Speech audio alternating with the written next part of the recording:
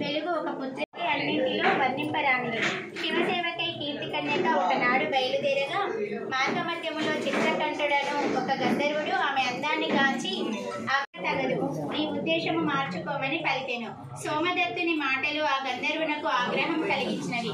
అంతటా చిత్రకంఠుడు యుక్తాయుక్తములు మరచి, నా కోరిక మన్నించక విరహాగ్నిలో నన్ను మ్రగ్గునట్టుగా చేసిన మీరు భూలోక వాసులు అగుదురుగాక, మరియును కన్యక మూలమున మీరు అగ్నికాహుతులై నుసి అవుదురుగాక అనుచి కామాంధుడవై శపించిన నీవు భూలోకములో జన్మించి మా కుల కన్యను గాంచి విరహాగ్ని పొంది ఆమె శాపముతో తల పగిలి మరణించువుగాక అంటూ శపించెను. లోకంలో తిరిగి నివసించే ఏర్పాటు చేయమని కుబేరుణ్ణి కోరిది. వెంటనే పరమేశ్వరుడు వైశ్య ప్రముఖులు పిలిపించి, ఓ ప్రముఖులారా, భూలోకంలో అష్టైశ్వర్యములు దేశ సౌభాగ్యములు శోభిలుటకై మీరు తిరిగి భూలోకానికి చేరవలసి ఉన్నదని పలికింది.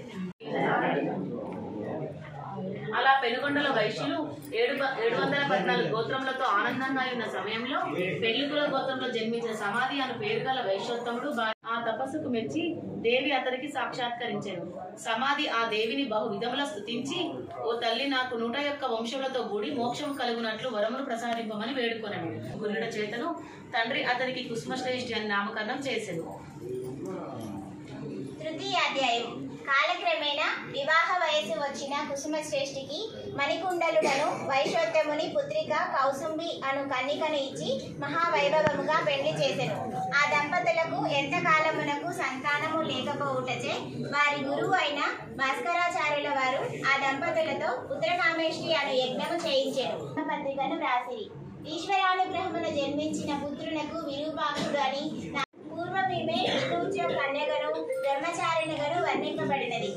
జయించి తిరిగి తన రాజధానికి వస్తుండగా మార్గ మధ్యమున మహాత్ములకు వైశ్యశ్రేష్ఠుని నివాస స్థలం ఆ సమాచారాన్ని మంత్రి ద్వారా కుసుమశ్రేష్ఠికి తెలియపరిచెను.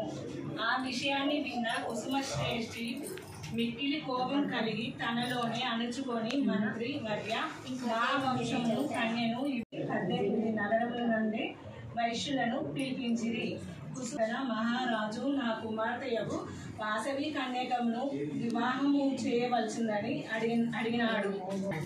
అందులో 612 గోత్రాల వారు వివాహములకు ఒప్పుకొని 102 గోత్రాల వారు మాత్రం ఈ వివాహములకు ఒప్పుకొనలేదు. వైశ్య ప్రముఖులందరూ వాసవి కన్యకతో పాటు అగ్నిలో ఆహుతి అగుటకు నిర్ణయించారు. మీరు పితృగణులు తలంచుట భ్రమ, నీకు కల అజ్ఞానమును తొలగించుతున్నాను. కారణాంతరమున నేను ఈ వంశమున జన్మించింది. నమో నమః. నమో భక్త ప్రియాయతే భక్తాభీష్ట ప్రదాయిని అని స్తోత్రం చేసింది. వాసవి కన్యగా వైశ్యకులంలో ఇకపై స్త్రీలు అన్నముగా జన్మించకూడదని, అటుల జన్మించిన ఎడల ఏదో ఒక రూపంతో జన్మించుదని శపించారు. తన తండ్రి చేసిన తప్పిదములకు క్షమాభిక్షణ ఆర్జించారు.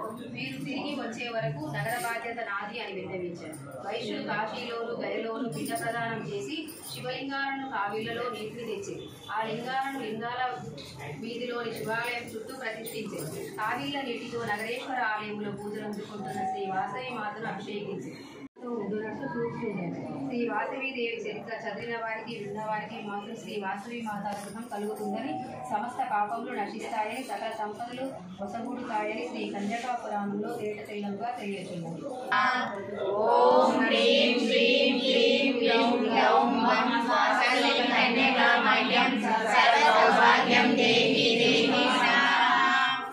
జై వాసవి, జై వాసవి, జై వాసవి, జై వాసవి, జై వాసవి, జై వాసవి, జై బోలో వాసవి మాతా की జై. జై వాసవాంబాయ విద్మహి కుసుమపుత్రే చ ధీమహి తన్నో వాసవి ప్రచోదయాత్. ఓం వాసవాంబాయ విద్మహి కుసుమపుత్రే చ ధీమహి తన్నో వాసవి ప్రచోదయాత్.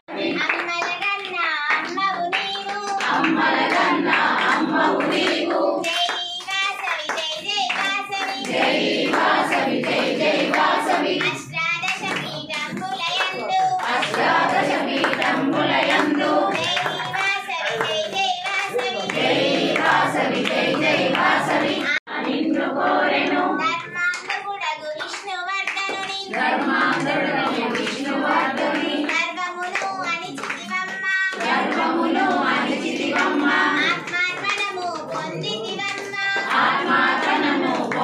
శివమ్మ కృష్ణునికి దాసోహంగా శిష్యురాలివై మార్గం చూపావు శిష్యురాలివై మార్గం చూపావు కరుణాకరలింగం రావణ దర్ప వినాశకలింగం తత్ప్రణమామి సదా శివలింగం సర్వసుగంధ సులేపితలింగం బుద్ధి వివర్ధన కారణలింగం